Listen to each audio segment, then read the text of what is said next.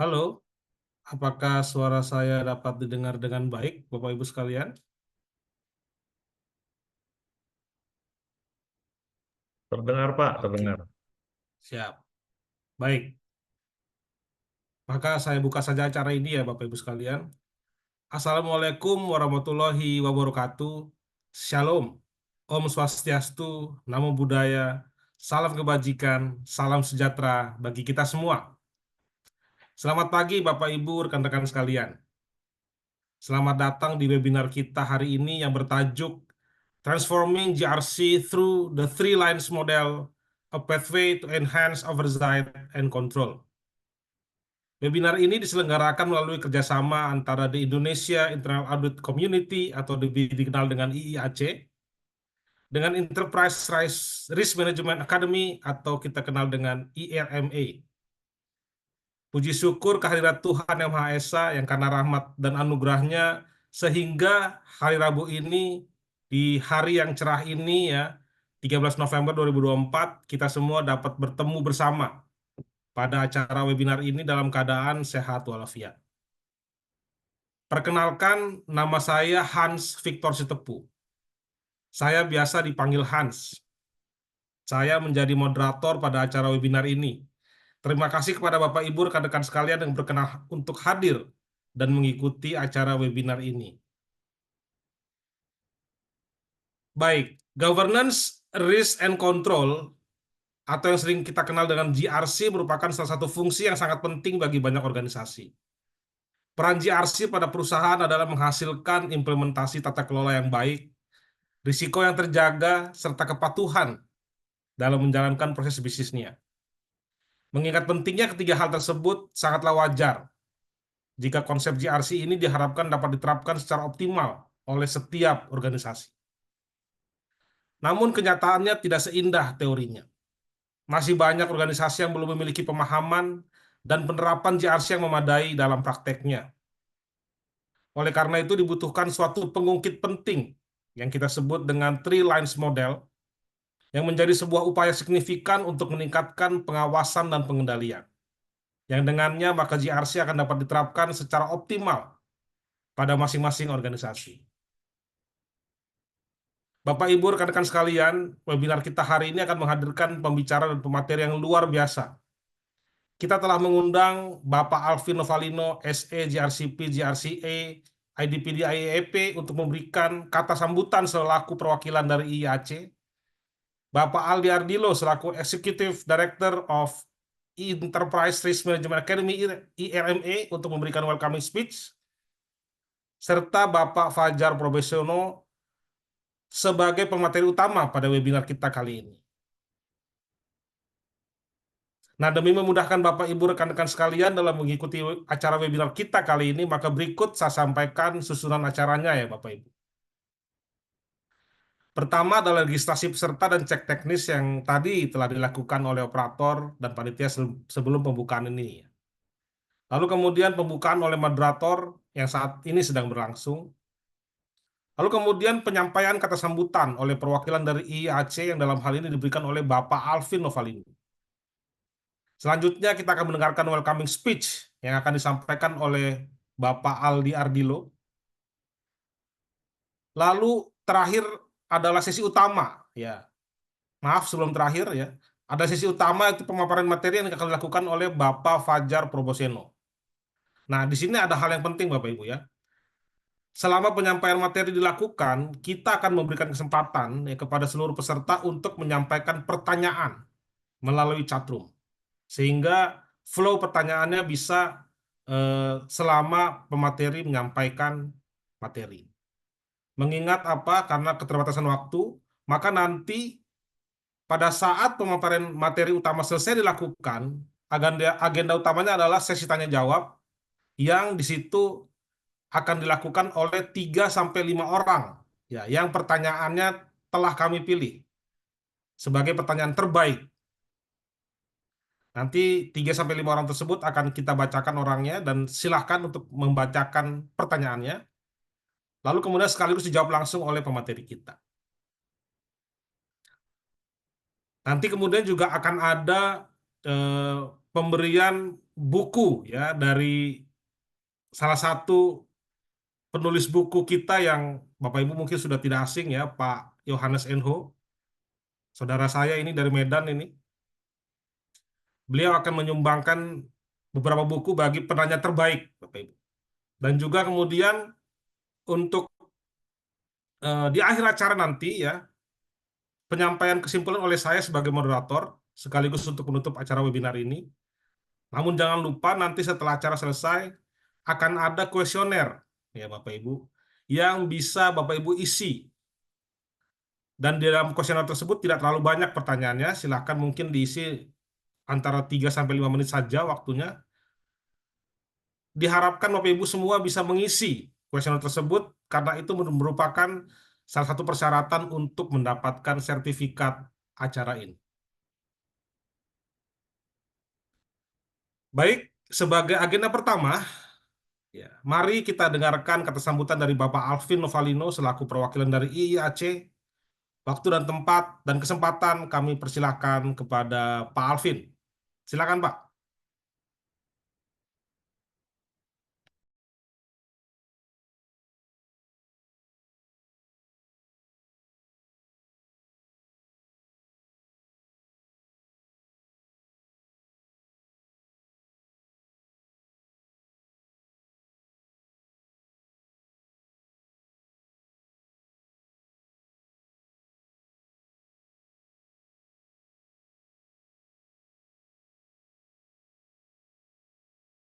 Oke, baik.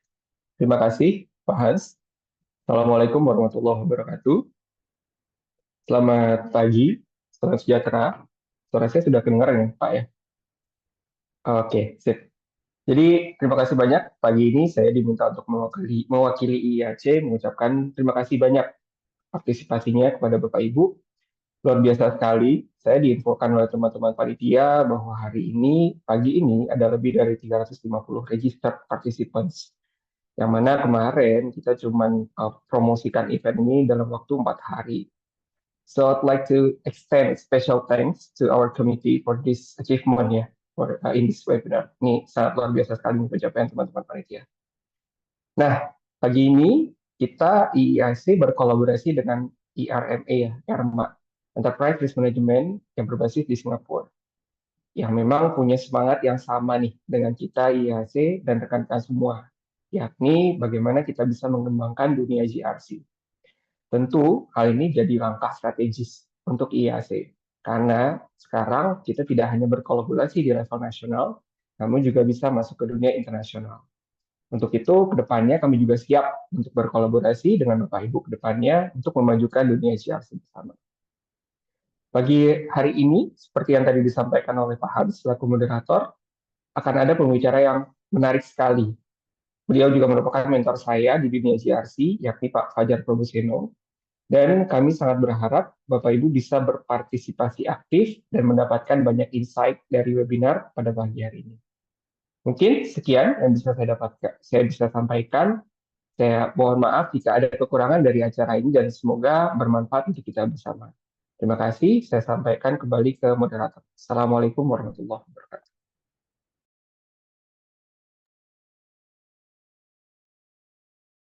Mantap Pak Alvin atas kata sambutannya ya.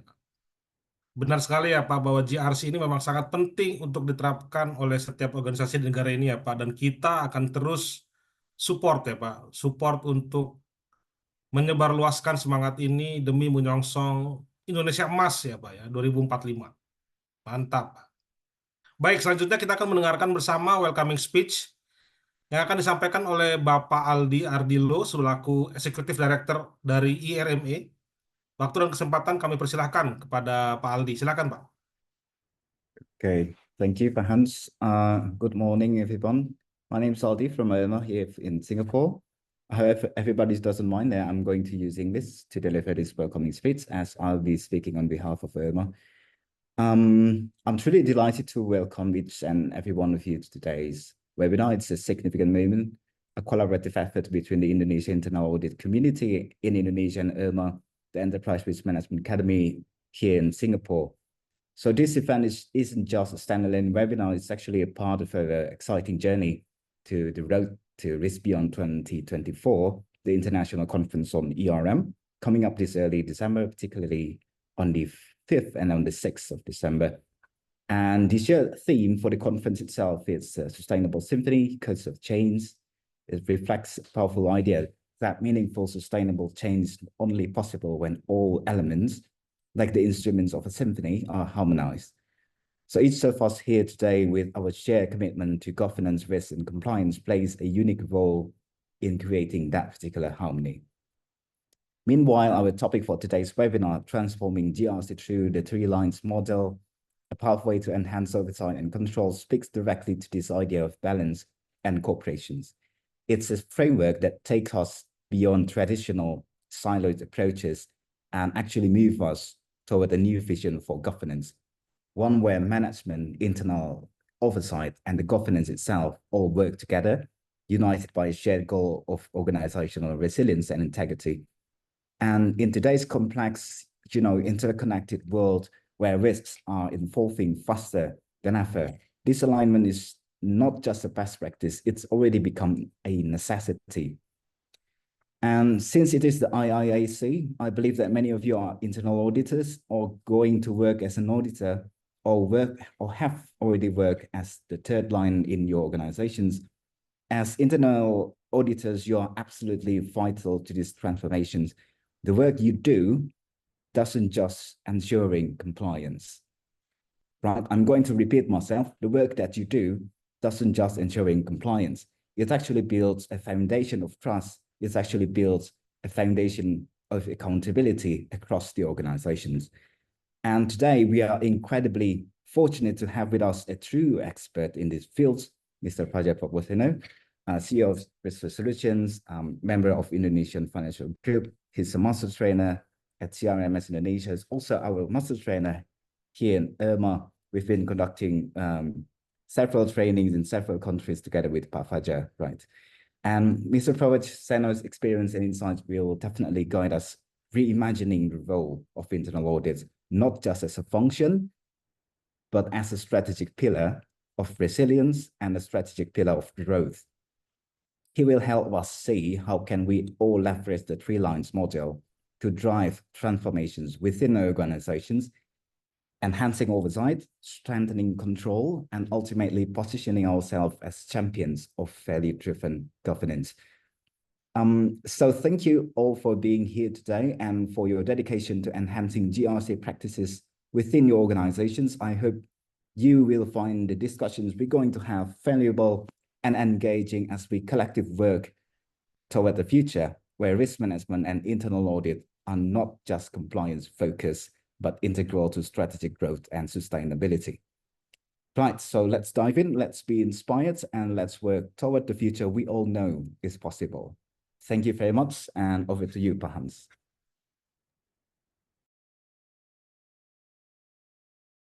Thank you, Mr. Aldi, for your welcoming speech.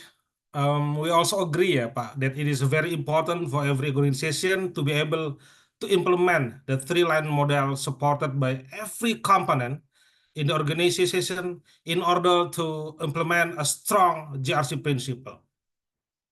Kita juga sama-sama sepakat ya teman-teman semua bahwa sinergi memang sangat dibutuhkan ya demi mendorong semangat GRC bagi kemajuan bangsa dan negara kita ini ya. Baik, selanjutnya kita akan masuk pada sesi yang paling penting, yaitu pemaparan materi oleh pembicara utama kita. Namun sebelumnya saya perlu memperkenalkan terlebih dahulu beliau ini ya, supaya Bapak Ibu sekalian, rekan-rekan sekalian bisa memiliki gambaran yang utuh ya mengenai materi yang akan disampaikan oleh beliau. Narasumber utama kita hari ini adalah Bapak Fajar Prabowo. Beliau adalah anggota Komite Pemantau Risiko dan Tata Kelola Terintegrasi dari Indonesia Financial Group (IFG), yang merupakan salah satu BUMN yang bergerak di bidang asuransi, penjaminan, dan investasi, yang beranggotakan beberapa perusahaan seperti Asuransi Jasara Harja, Jamkrindo, Askrindo, Jasindo, PT Asuransi Jiwa IFG atau IFG Life. Selain itu, beliau juga merupakan CEO dari Risk Resolusi dengan pengalaman yang luas dalam hal penerapan manajemen risiko di berbagai industri, antara lain Bank Indonesia, OJK, Kementerian Kesehatan, PLN Jasa Marga, Pelabuhan Indonesia, KPAI, Indonesia Reasuransi, Astra International dan anak perusahaan serta pada organisasi lainnya. Sebelum terjun ke dalam dunia konsultan, jabatan terakhir beliau adalah sebagai Head of Risk Management and Head of Internal Audit in Astra International Tbk. Saat ini beliau juga menjadi Technical Advisor dan Master Trainer di CRMS Indonesia dengan lebih dari 5.000 jam pelatihan sebagai trainer bagi total ribuan peserta dan beberapa ratus pemegang sertifikasi, serta berperan sebagai Master Trainer and Technical Advisor di ERMA, ya, yang memberikan layanan sebagai trainer di banyak negara untuk pembelajaran manajemen risiko dan persiapan sertifikasi pada bidang yang sama. Demikian profil dari pembicara utama kita. Tanpa menunggu terlalu lama lagi, marilah kita dengarkan pemaparan materi utama webinar kita ini dari beliau. Saya ingatkan lagi, sepanjang pemaparan materi dilakukan, silahkan kepada seluruh peserta untuk menyampaikan pertanyaan melalui chat room di Zoom ini ya, sehingga nanti bisa kita pilih sebelum sesi tanya jawab dimulai, kita akan pilih 3-5 pertanyaan terbaik. Baik, waktu dan kesempatan kami persilakan kepada Pak Fajar. Monggo Pak. Baik, terima kasih Pak Hans atas waktu dan perkenalannya. Assalamualaikum warahmatullahi wabarakatuh. Selamat pagi Bapak Ibu dan rekan-rekan yang tadi sempat saya lihat, mungkin ada banyak yang saya kenal juga atau mungkin pernah bertemu. Saya maaf tidak bisa menyapa satu demi satu. Dan terima kasih juga untuk IIAC ya, yang telah bekerja sama juga dengan ERMA yang mengundang saya pada hari ini untuk memberikan diskusi tentang Three Lines Model dan GRC. Ini adalah topik yang memang menarik. Ada yang bilang it's a dry issue. No, it's not a dry issue. Most of people doesn't understand on how bagaimana mengimplementasi. Ini gara-gara Pak Aldi tadi saya kadang-kadang agak ketularan gitu ya. Jadi bagaimana kita menerapkan itu dalam aplikasinya seringkali beda-beda. Saya izin untuk mulai share screen ya. Dan silahkan tadi seperti Pak Hans sampaikan, kalau ada pertanyaan bisa disampaikan lewat lewat chat. Ya. Nah, kenapa topik ini menarik? Karena memang pada saat ini implementasi ini sedang muncul lagi sejalan dengan adanya Per 2 di BUMN, Kementerian BUMN, sehingga kita relook ya, seringkali merelook lagi tentang Three Lines Model. Dan yang terakhir saya dengar juga sudah ada nomenklatur baru di Kementerian BUMN ya, yaitu untuk governance and compliance ya. Saya nggak tahu nanti apakah akan ada diminta satu direktur governance and compliance ya di masing-masing BUMN. Kita belum tahu, tapi ini satu hal yang menarik, mengingat juga beberapa waktu yang lalu penilaian GCG itu sudah ditiadakan, meskipun dikatakan itu masuk di dalam penilaian manajemen risiko yang kemarin kita sudah banyak juga ya dinilai itu dengan RMI. Nah, penilaian RMI ini juga sangat menarik lagi karena apa? Kalau dulu penilaian ini dilakukan dengan pengukuran yang berbeda-beda sehingga hasilnya berbeda-beda, justru yang menarik pada saat ini kita menggunakan alat ukur yang sama tapi hasilnya juga masih beda-beda. Nah, ini yang kita perlu menyamakan persepsi. Salah satunya memang di dalam RMI itu banyak sekali berbicara tentang GRC sebenarnya, tanpa kita sadar bahwa itu adalah GRC. Ya. Nah,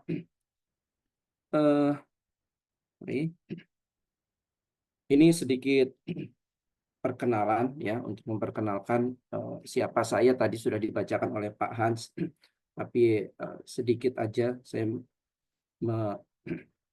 refresh bahwa saya ada di Komite Pemantau Risiko ya, dan juga saya ada di Komite Audit di Indokorsa. Jadi selain Komite Pemantau Risiko di IFG ya, di holding BUMN, juga di Indokorsa yang mungkin seperti Astra di Turki, teman dia yang ada di Indonesia. Dan saya banyak sekali di sini bekerja sama dengan ERMA Internasional. Karena itu tadi Pak Aldi juga cukup mengenal saya karena memang banyak saya diminta berbicara di kancah internasional. Dan saya lihat juga Indonesia justru masih salah satu negara yang paling baik penerapan dari sisi GRC-nya. Mungkin penerapannya secara detailnya yang agak berbeda yang nanti akan kita ulas lebih detail. Ya. Pertama, kalau saya bilang GRC, semua orang udah tahu apa itu G, apa itu R, apa itu C. Ya. Cuma di sini memang saya sebutkan R-nya sebagai risk management. Ya, agak sedikit fokus. Bicara tentang GRC, banyak perusahaan merasa sudah memiliki GRC yang bagus. Ya. Tapi kalau kita lihat satu demi satu dari sisi governance, saya ambil dari Wikipedia. Governance itu apa sih? Ya, saya nggak akan bacakan, tapi kalau saya baca, saya harus baca sekitar 5-10 kali sampai saya berusaha untuk paham dan masih sulit untuk paham. Ya. Oh, karena bahasa Inggris saya jelek. Oke, kita pakai yang bahasa Indonesia. Tambah nggak ngerti lagi saya. Ini yang dimaksud dengan governance itu sebenarnya apa menurut Wikipedia. Ya. Nah, bagaimana kita bisa mengimplementasikan sesuatu yang kadang kita nggak betul-betul paham. Oh iya, ada pengukuran GRC, kita pakai Malcolm Baldrige, kita pakai segala macam, yang kemudian nanti ada pengukuran GCG perusahaan yang nilai skornya sedemikian fantastis itu di atas 90, bagus gitu ya. Tapi toh perusahaan-perusahaan tersebut pada akhirnya juga terlihat ya bukan contoh yang baik dalam hal governance, karena nanti ada muncul di berita dalam kasus yang kurang baik gitu kan. Ya istilahnya ada penggelapan, ya ada kemudian ada korupsinya di situ. Nah, kemudian apa artinya kita punya governance dengan skor yang begitu baik kalau ternyata tidak terrefleksi di dalam pekerjaan kita sehari-hari, di dalam kehidupan kita sehari-hari. Ya. Nah, sebelum saya bicara tentang GRC secara utuh, saya mau bicara tentang risk management. Risk management saya ambil berbasis dari ISO. Ya. Kenapa saya nggak pakai COSO simple? Karena ISO 31000 itu sudah diadopsi menjadi SNI. Ya. Jadi saya selalu menggunakan yang sudah diadopsi oleh negara kita dulu. Kalau nggak kita yang pakai, siapa lagi? Bukan berarti ISO 31000 ini lebih bagus daripada COSO IRM. Bukan. Ya. Tapi toh nanti pada saat kita GRC mau pakai dengan COSO IRM atau bahkan pendekatan yang lain, itu dipersilahkan aja. Tidak ada aturannya secara khusus. Ya. Nah, kalau risiko di sini dinyatakan, ini risikonya sebetulnya, efek dari ketidakpastian pada sasaran. Karena risk management itu lebih pada aktivitas terkoordinasi. Ya. Yang ini pun bahasanya, kalau saya kasih tahu kepada fresh graduate gitu ya, yang baru masuk kerja di saya, mereka tanya, risiko itu apa? Efek dari ketidakpastian pada sasaran. Ya, dia malah tambah pusing mungkin cari antimo atau cari bodrex gitu ya, karena maksudnya tadi itu apa gitu. Nanya risiko, mereka punya pemahaman, yang kita kasih tahu dari definisi itu malah tambah pusing ya. Apalagi tentang compliance ya, saya buka compliance, cari di Wikipedia, yang saya dapatkan nggak ada keterangannya apa-apa. Compliance bisa berarti kosong, cuma nanti di area medical akan berbeda, di IT itu berbeda. Nah, sekarang kita bicara GRC, ya banyak tadi saya bilang perusahaan bilang sudah punya GRC, ya. Tapi nggak sedikit juga yang begitu saya coba lihat GRC-nya adalah ya betul-betul governance ada sendiri, risk management ada sendiri, compliance ada sendiri. Yang kemudian buku pedomannya ditumpuk jadi satu, ngakunya punya pedoman GRC. Ya. Karena kalau kita ngeliat punyanya OSEC dan lain sebagainya, ya saya tadi mungkin teman-teman sudah sempat lihat ya, saya juga certified dari OSEC ya untuk GRC, ada GRC untuk profesional dan GRC audit untuk mengaudit GRC. Nah, kebanyakan pemahaman tentang GRC secara utuh itu ya adalah bagaimana supaya kita comply. Sebenarnya malah ke sini semua ya. Ada banyak pertanyaan yang tanya, Pak Fajar, ya klausul mana yang bikin kita jadi nggak comply? Itu yang bikin saya tepok jidat. Kenapa? Pemahaman GRC hanya sebatas compliance terhadap regulasi. Jadi banyak yang ngaku-ngaku GRC, sebetulnya kebanyakan justru hanya di compliance aja. Tadi ujung-ujungnya risk manajemennya bukan nggak jalan, risk manajemennya berjalan, tapi tidak memberikan arti apa-apa bagi perusahaan. Banyak, mungkin teman-teman juga ada yang merasa, mungkin di antara teman-teman ada yang merasa, ya penerapan risk management di tempat kita buat apa sih? Bikin sibuk, bikin capek, tapi manfaatnya apa? Karena banyak kali nggak terasa. Nah, ini yang saya selalu tegaskan dan saya sering dibilang menyatakan suatu bold sentence katanya. Saya tidak suka yang namanya compliance.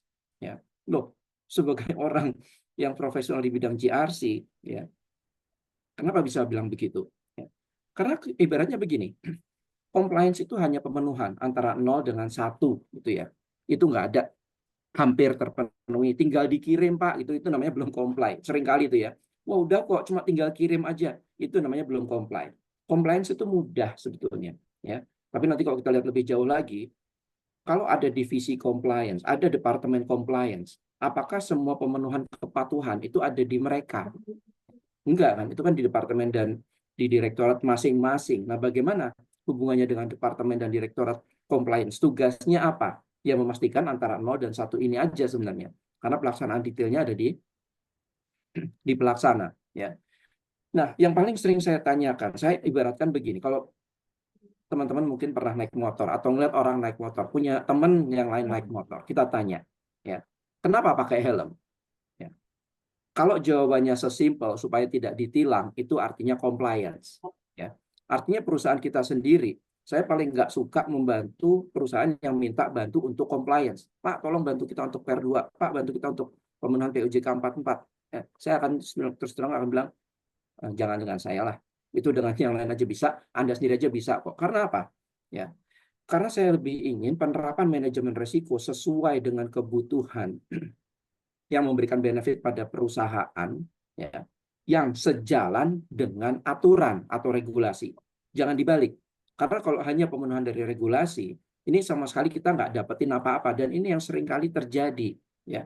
Makanya GRC di berbagai perusahaan, kalau saya lihat, itu lebih banyak dari sisi C-nya aja, compliance-nya aja, compliance terhadap aturan governance, compliance terhadap aturan risk management. Ya. Nanti yang mau komplain silakan ya, di pertanyaan aja, saya terbuka. Karena memang mungkin akan ada beberapa perusahaan, ya, saya bilang segelintir mungkin, yang betul-betul bahwa GR-nya itu merupakan bagian budaya, kultur, behavior dari perusahaan. Karena membangun governance itu sebetulnya adalah membangun behavior, perilaku, ya, bukan hanya mengatakan dan bukan hanya bentuk administrasi. Sehingga kalau kita katakan nanti GRC di risiko kita punya katakanlah satu kebijakan, ya, maka saya kalau pengukuran dalam otoritas tentang baik itu governance risk ataupun compliance, ya, kebijakan tersebut tidak mengarah kepada kebutuhan atau karakter dari perusahaan, saya akan bilang kebijakan ini tidak ada, ya, karena nggak ada pengaruhnya bagi perusahaan. Karena seringkali pada waktu ada regulasi yang di situ mempersyaratkan kebijakan, langsung kita panggil konsultan, minta kerja bikinkan kebijakan. Yang konsultannya sendiri tidak memiliki roh pemahaman bahwa kebijakan ini harus sesuai dengan seluruh budaya perusahaan. Nah, ini ya dari sisi GRC dulu di awal yang harus saya tegaskan. Mungkin akan banyak bold statement saya yang lain, tapi tolong diperhatikan secara utuh ya. Jangan nanti disampaikan, oh Fajar orangnya nggak suka compliance, ini pasti pelanggar compliance. Bukan, saya justru beyond. Saya nggak suka kita tadi saya ibaratkan pakai helm hanya karena pemenuhan dari peraturan supaya nggak ditilang. Ya, ujung-ujungnya apa? Bapak Ibu teman-teman audit pasti tahu. Auditi kalau kita datangin pasti akan merapikan segala sesuatu untuk menyambut kedatangan kita. Begitu kita pulang dari audit, itu udah berantakan lagi di belakang. Karena apa? Compliance. Nah, ini yang kita harus luruskan. Ya, jadi pada waktu mengaudit pun kita akan mengatakan bahwa bukan kita yang butuh. Nah, ini nanti saya akan paparkan agak lebih detail di dalam 3 lines model ya, yang mungkin akan saya tunjukkan dulu dari 3 lines of defense, karena masih banyak juga perusahaan yang bilang 3 lines of defense, 3 lines of defense, 3 lines modeling, tapi sebenarnya belum masuk ke sana ya.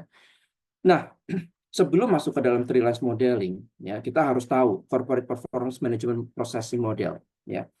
Karena kerangka kerja manajerial perusahaan ini yang akan menjadi cikal bakal semua yang akan kita kerjakan. Yang pertama, selalu saya tegaskan the purpose. Ya, purpose ini apa? Purpose ini bukan goals. Purpose ini di atasnya goals. Ya, kalau teman-teman BUMN atau yang non BUMN juga sama sih. Ya, Anda harus lihat dulu. What is the purpose? Apa? Saya bahasa Indonesia purpose-nya agak susah dalam bahasa Indonesia. Kalau saya bilang maksud dari didirikan perusahaan agak berbeda. Kemarin saya ada yang ngasih tahu hakikat gitu kan. Hakikat didirikan perusahaan ini apa? Ya, kita harus kembali apapun yang kita kerjakan nantinya harus kembali kepada the purpose, ya. Kenapa perusahaan kita didirikan? Apalagi teman-teman BUMN pada waktu pendiriannya itu pasti ada maksud dan tujuan, ya. Oh iya, saya tahu. Tetap diminta untuk mendapatkan profit, tetap ada revenue. Karena apa ya? Kita perlu hidup, kita perlu berjalan. Ya, jangan semuanya nanti bergantung pada APBN, ya. Tapi purpose ini yang akan nanti melahirkan yang namanya goals, yang sering kita lihat sebagai visi dari perusahaan, ya. Nah, nanti akan kita, kalau dari umum biasanya kita ya untung gitu, tapi nggak semua perusahaan carinya untung, ya. Kalau kita misalkan tanya ke teman-teman PLN gitu ya, apakah mereka untung cukup bagus tahun ini revenue? Oh iya, bagus sekali. Tetapi tujuan utama mereka adalah menyediakan energi yang cukup bagi masyarakat untuk berproduksi, beraktivitas, dan lain sebagainya. Dari purpose ini nanti akan diterjemahkan dalam goal setting tadi yang saya bilang, ya. Kemudian menerjemahkan ke dalam strategy formulations. Strategy formulations yang saya sering juga ingatkan sekali lagi. Strategy formulations itu berbeda dengan planning. Banyak perusahaan sudah bikin planning, merasa sudah bikin strategi, padahal di situ hanya planning biasa, planning tahunan yang bahkan mirip dengan tahun lalu, ya. Yang bahkan kadang-kadang tidak sesuai dengan rencana jangka panjangnya, ya, RJPP misalnya. Ini sangat penting untuk kembali, ya, kalau kita sudah tahu the purpose, balik lagi, the goal setting, ya, akan lebih mudah waktu kita membuat yang namanya objektif. Objektif itu jauh lebih terukur. Bahkan di goal setting aja ini belum terukur sebetulnya, ya. Nanti dalam bentuk objektif ya akan ada dari sisi cost, information technology, enables, dan segala macam itu akan keluar. Dan bagaimana nanti model-model yang kita pilih untuk menjalankan, ya, dan bagaimana diukur keberhasilannya, jangka pendek, jangka panjang. Saya lebih menyarankan pada semi kuantitatif dan semi kuantitatif, ya, karena saya selalu menghilangkan kualitatif mode untuk pengukuran, karena pada akhirnya kualitatif itu tidak bisa diukur, ya, secara bersama. Bukan berarti saya nggak bisa mengukur secara individu, saya bisa berpendapat. Tetapi kalau bicara tentang kualitatif, lebih banyak kita bicara tentang pendapat. Dan dalam perdebatan tidak boleh kita memasukkan unsur yang terlalu kualitatif. Oleh karena itu saya selalu dorong masuk ke semi kuantitatif, ya. Kemudian performance trend, ya, ini juga akan menyatakan bahwa kalau KPI kita tercapai, belum tentu itu bagus. Tapi KPI kita tidak tercapai, itu juga belum tentu jelek. Ini berbicara tentang performance trend, ya. Seperti apa kenyataannya? Saya ambil aja ada kondisi 2020 di Indonesia, ya. Pada saat itu pertumbuhan negara kita adalah 5,6. Ya. Kenyataannya pertumbuhan kita -2. Kalau kita melihat hanya dari sisi pencapaian target, kita akan langsung bilang jelek. But wait, nanti dulu. Kita bandingkan dengan negara-negara lain, kita bandingkan dengan apa yang terjadi di sekitar kita pada waktu itu, sehingga semua asumsi itu berantakan, ya. -2 adalah salah satu yang terbaik di dunia. Jadi kita nggak bisa bilang bahwa wah nggak tercapai pasti jelek. Nanti dulu, dengan -2 aja itu udah bagus banget, ya. Sebaliknya, saya ambil contoh aja kayak di satu perusahaan yang waktu itu sama lah, Sensi, masker, jualan 1 juta box. Target 1 juta box pada tahun 2020, dia jual 2 juta. Bagus? Enggak, ya. Karena pertumbuhan penggunaan masker pada waktu itu mungkin 500%, sedangkan pertumbuhannya cuma 200. Jadi performance trend ini sangat diperhatikan pada waktu kita mengukur namanya pencapaian, ya. Nah, kenapa saya bicara begini? Ini bicara tentang salah satunya di governance, tentang fairness, ya.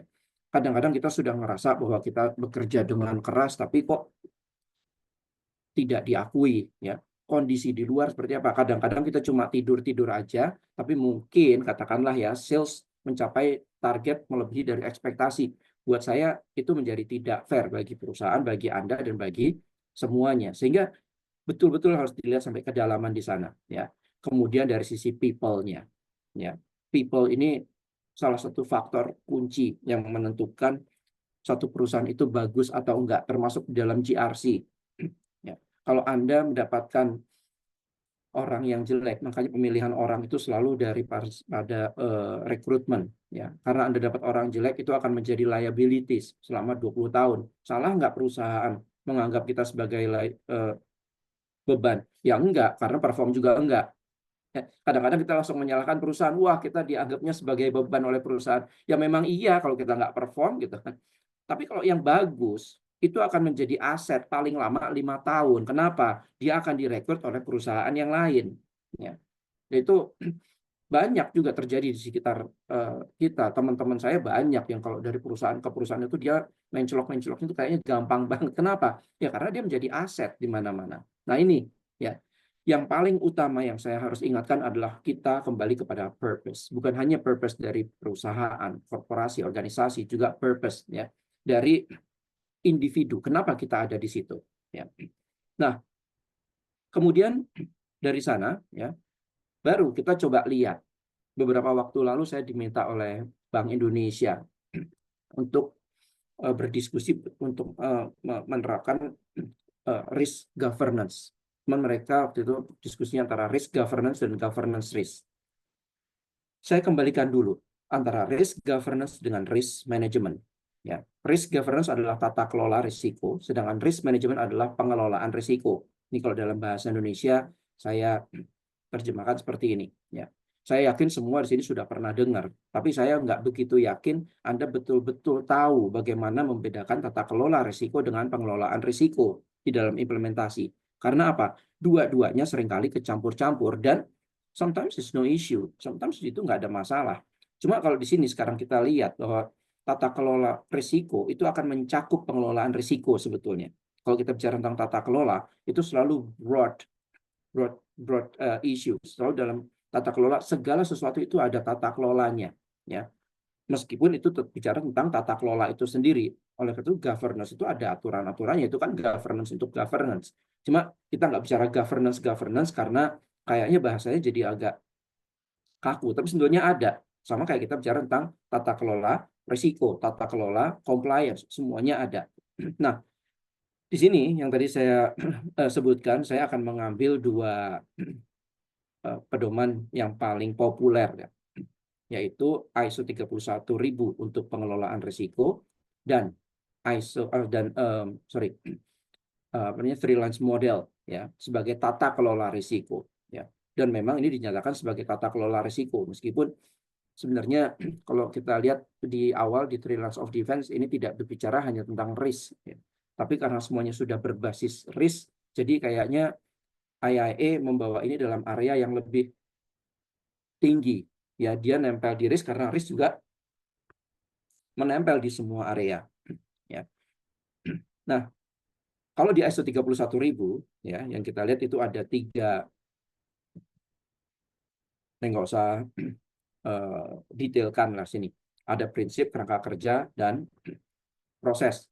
Di mana sebetulnya bicara tentang prinsip itu adalah membangun behavior. Nah, behavior ini yang tadi saya bilang di GRC, G dan R itu penuh dengan behavior sebetulnya. Ya, ya behavior itu tentu saja harus dibuktikan dengan dokumen. Ya, tetapi dokumen tidak selalu membuktikan behavior. Oleh karena itu ini dua hal yang selalu harus diuji ulang. Ya.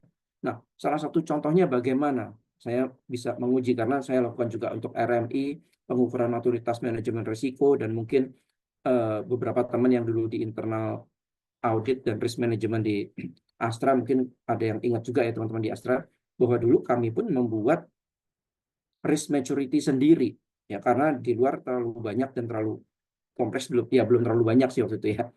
Sekarang udah lebih banyak lagi, tapi dulu akhirnya kita buat sendiri, sehingga saya betul-betul memahami kenapa harus diukur dan bagaimana mengukur. Ya, salah satunya bukan keberadaan dokumen saja yang akan membuktikan bahwa dia itu sudah mature, tetapi lebih kepada perilaku. Nah, itu semuanya ada di dalam prinsip. Kenapa prinsip itu kemudian hanya bisa dilihat di dalam kerangka kerja dan proses? Karena tadi semua dokumen itu akan ada di dalam kerangka kerja, pelaksanaannya ada di dalam proses manajemen risiko. Ya. Nah, di dalam strukturnya, di dalam tata kelola risiko, ya, akuntabilitas manajemen risiko itu terdiri dari 3. Pemilik risiko, unit manajemen risiko, dikatakan unit meskipun saya bilangnya sih manajemen risiko aja sebenarnya ya. Dan kemudian unit assurance ya. Yang ini bisa kita lihat di dalam 3 lines of defense ya. Nah, nanti akan saya tunjukkan kenapa perbedaan 3 lines of defense dengan 3 lines model. Karena kalau banyak saya sampaikan sekarang sudah 3 lines model, sama aja kok gitu kan. Nah, ini menunjukkan bahwa pemahamannya sendiri juga belum dapat ya. Sejak ini dikeluarkan tahun 2013, banyak cara untuk menerjemahkan. Ini juga dulu yang kami kerjakan ya. 2013 itu saya di internal audit di Astra ya. Berusaha menerjemahkan ini dalam bentuk aplikasinya seperti apa, karena saya cari white papers-nya segala macam, nggak ada yang menjelaskan ini secara detail di dalam perusahaan. Sehingga ujung-ujungnya apa? Perusahaan mengambil ini ya, mencoba memahami, kemudian membuat gambar perusahaan kita sendiri ya, dan mengatakan kita sudah pakai 3 lines of defense tanpa merubah struktur perusahaan, tanpa merubah budaya perusahaan, tanpa merubah apapun di perusahaan, tiba-tiba punya 3 lines of defense. Ini yang terjadi ya. Yang punya dokumen ini siapa? Kalau nggak internal audit, manajemen risiko. Pemilik proses seringkali nggak tahu ya. Board of management seringkali juga nggak tahu. Senior management juga seringkali nggak tahu ya. Jadi waktu kita tanya ada 3 lines of defense, kayaknya ada deh.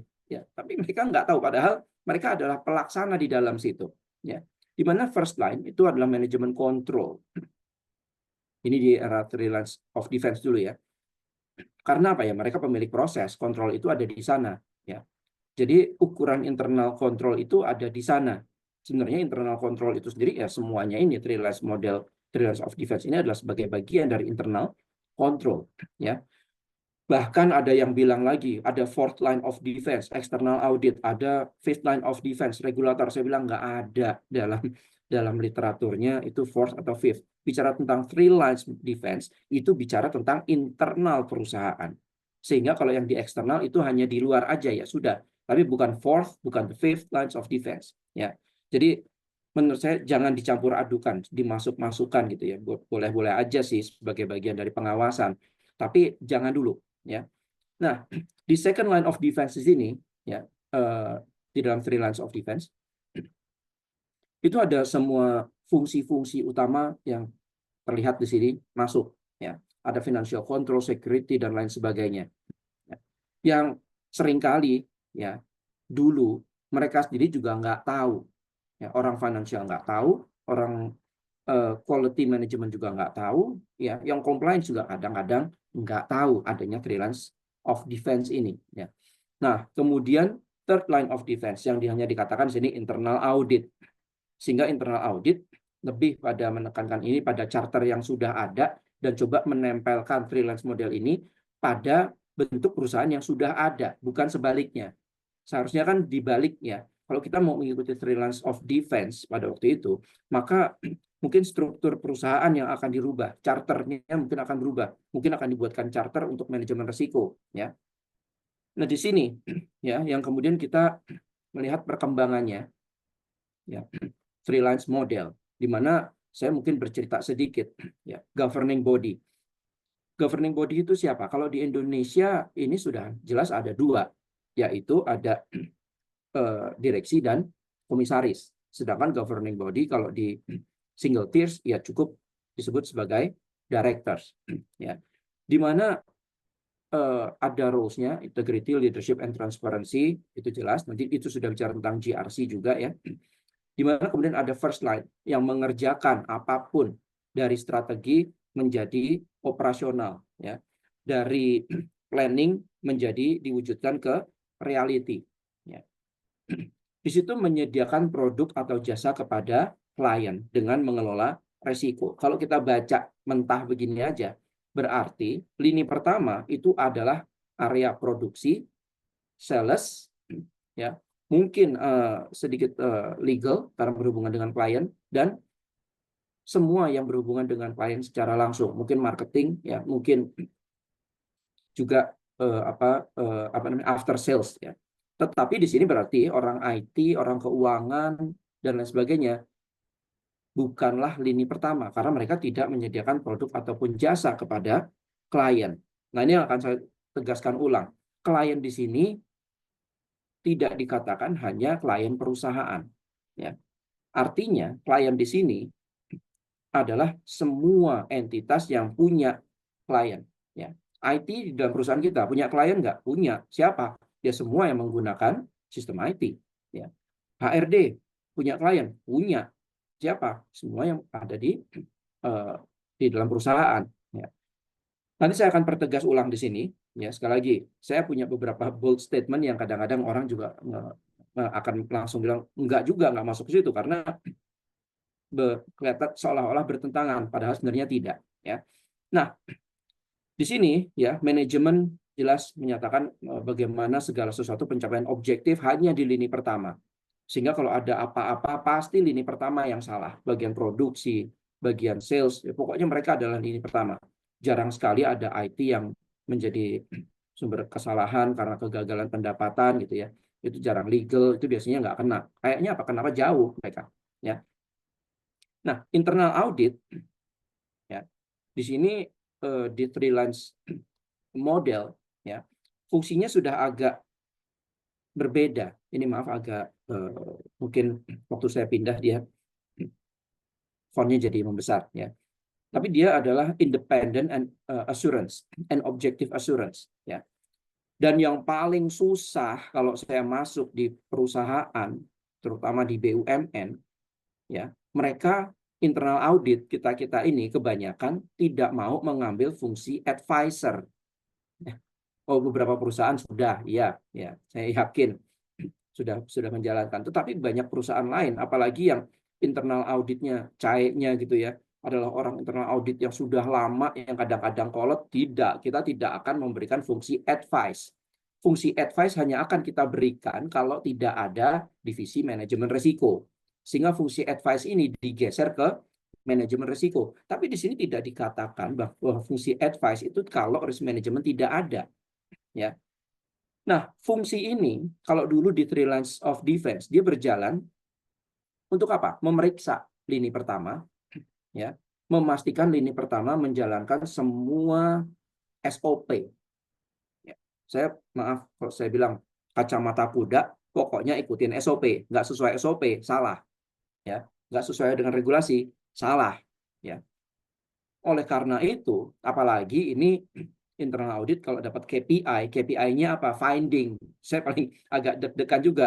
Salah nggak internal audit itu KPI-nya dapetin funding?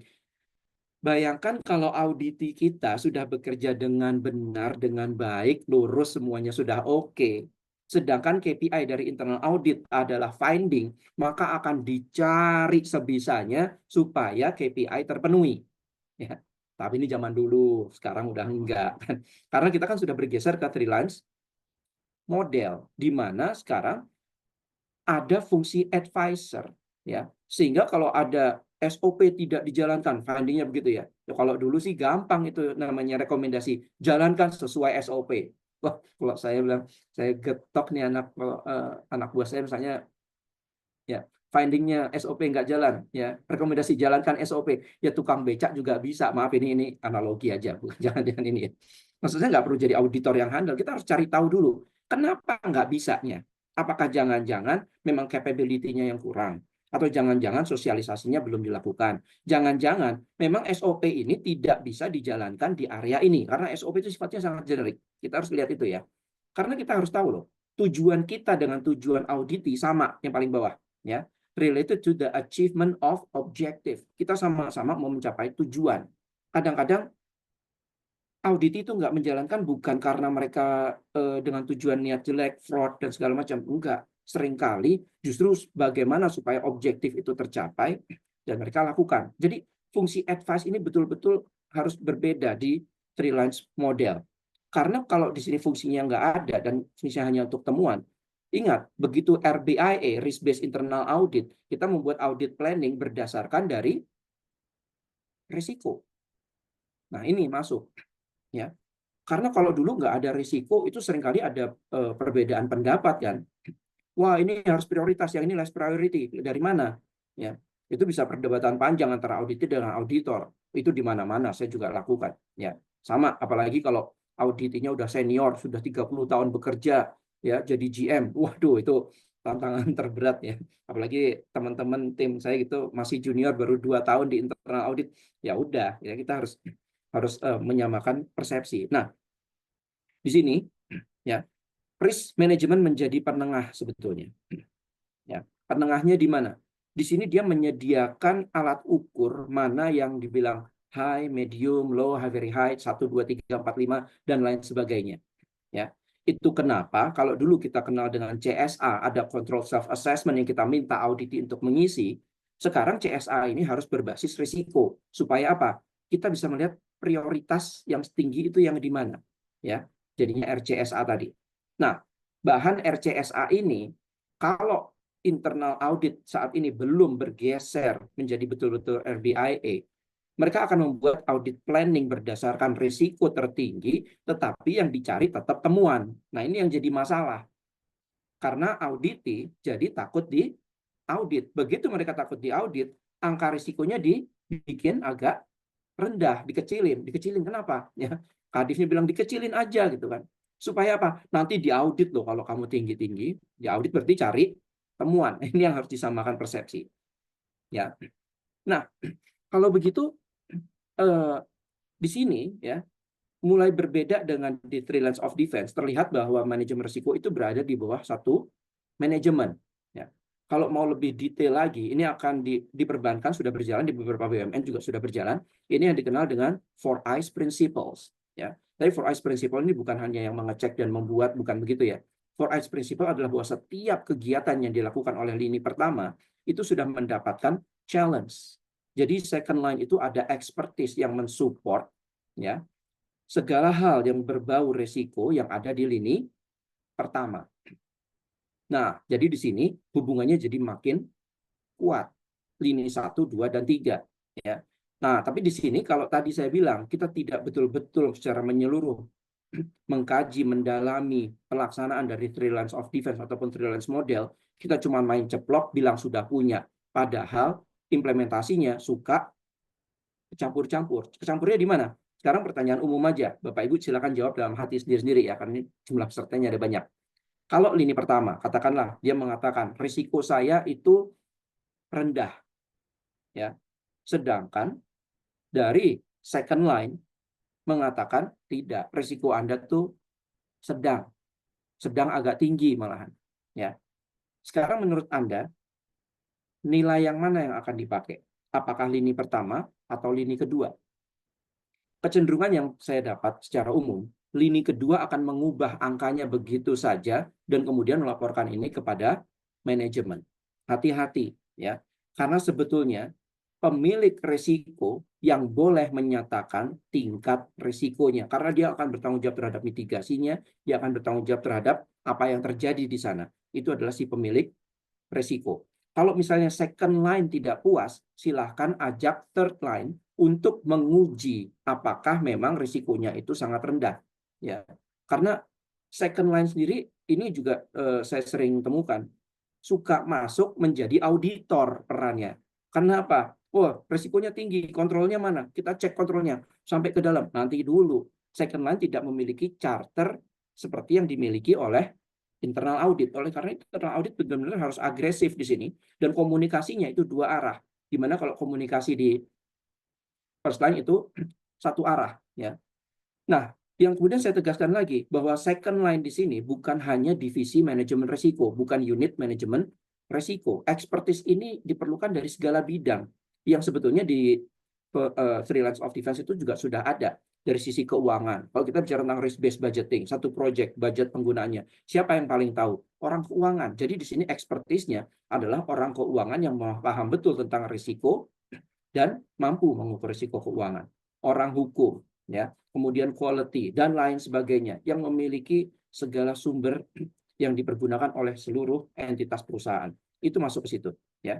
Dan tadi, ya, baru ini masuk ke third line, ya, yang untuk menguji risikonya yang ada di sana. Sehingga nanti hasil dari risk assessment biasanya dipakai untuk internal audit setelah membuat audit plan berbasis risiko, pelaksanaannya juga berbasis risiko. Ya, seperti apa? Apakah suatu kontrol yang tidak berjalan akan membuat proses bisnis itu menjadi apa namanya, jeopardize, bahasa Indonesianya jeopardize itu apa?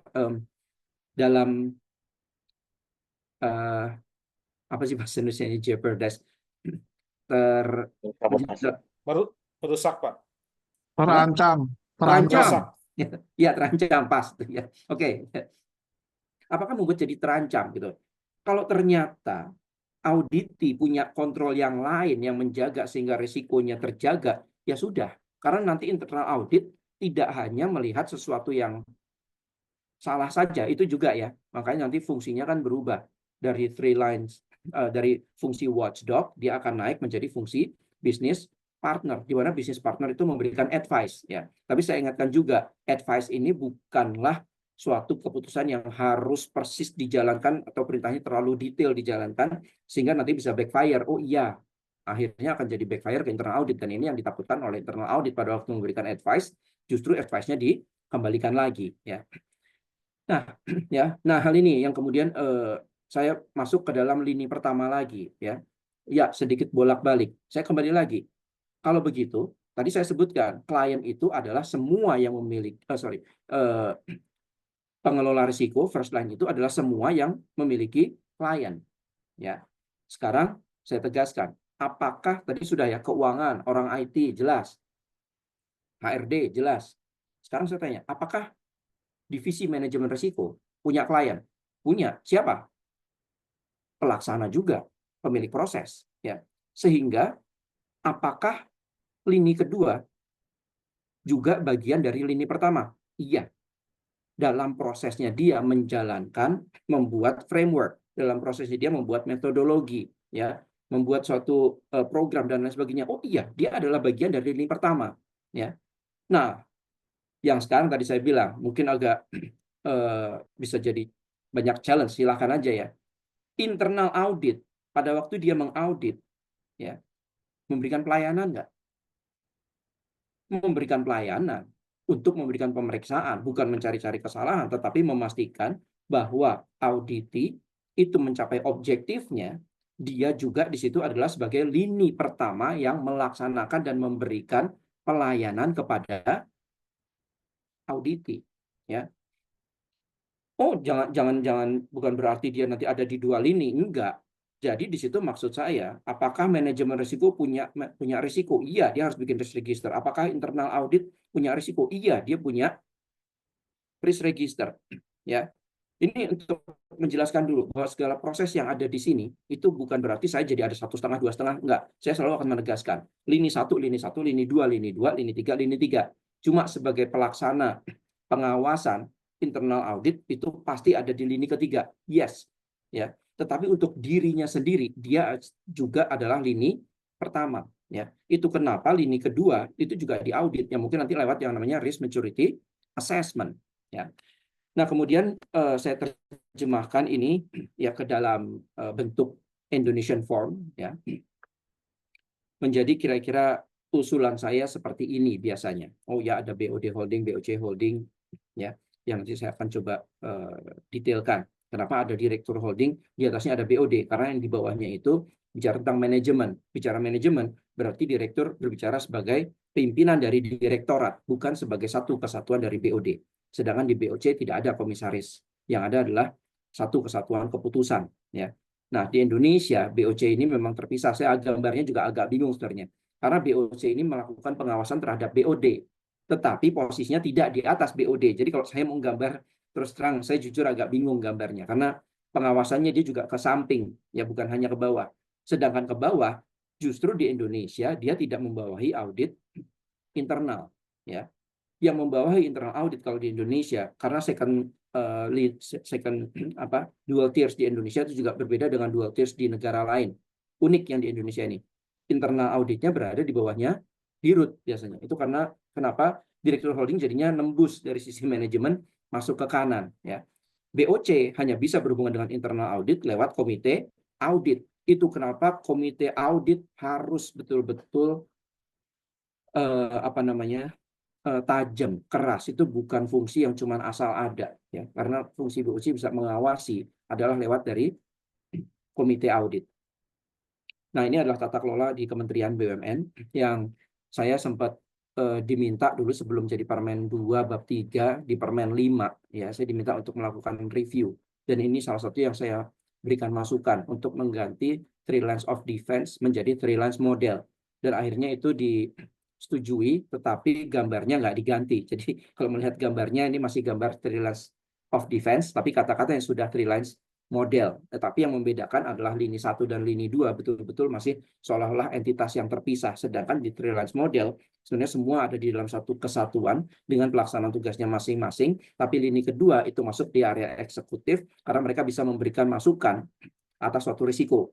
Nah, batasan atas risiko ini yang nanti harus dipisah. Apakah internal risk management bisa sampai menetapkan go atau no go, atau hanya memberikan peringatan aja bahwa ini risikonya sangat tinggi, ya silakan kalau dilakukan sehingga manajemen tahu bahwa ini harus butuh perlakuan.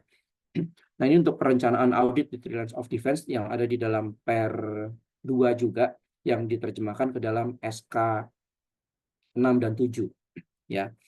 Saya nggak usah bacakan, ya. Nah, untuk tahu sekarang bagaimana leveling yang ada di dalam perusahaan sampai yang detail, maka kita harus jelas dulu apa itu accountability and responsibility, ya.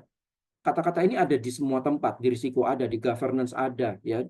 Tapi kadang-kadang kita dalam pelaksanaan mengukur risiko, kita nggak melihat accountability, akhirnya ujung-ujungnya apa? Ngaco. Sebagai auditor, nggak bisa kita menempatkan suatu risiko tidak pada tempatnya, ya. Sebagai contoh aja begini, saya sering pakai contoh yang saya bilang bahwa kalau saya kepala divisi keuangan, ya, dan waktu saya mengumpulkan data, kan pakainya jaringan, ya. Di situ ada nggak kalau jaringannya mati, ada potensi risiko jaringan mati nggak buat saya? Ya.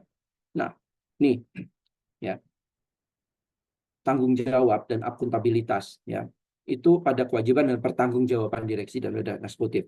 Apakah berhenti sampai di situ? Karena ini hubungannya dengan pemilik risiko. Pemilik risiko itu selalu dikatakan adalah pemilik akuntabilitas. Kalau tidak punya akuntabilitas, maka Anda bukan pemilik risiko. Dan ini seringkali diucapkan, tapi tidak pernah diwujudkan.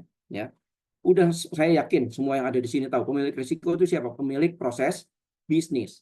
Ya, tapi tadi pemilik proses bisnis, saya sebagai orang keuangan, seringkali mengambil proses bisnisnya IT sebagai risiko.